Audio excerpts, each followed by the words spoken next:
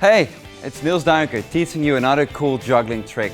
Maybe you've seen the Super Start here on my YouTube channel with 3 balls and you start the juggling pattern in a fancy way. You can do that with juggling clubs as well, and it looks like this. Hup. You see, you throw all the 3 clubs in the air at the same time and one just spins higher. Well, here's the little secret. You're gonna hold one club just like this. You put one club over it.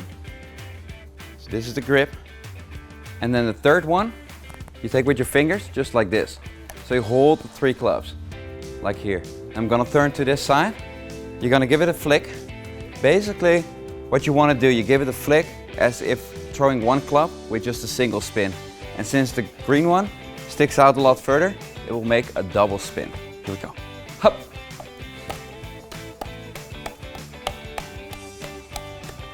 So that's a really cool way to start your 3 club juggling. Juggling clubs is already impressive, and with this Super Start, you will impress your friends even more.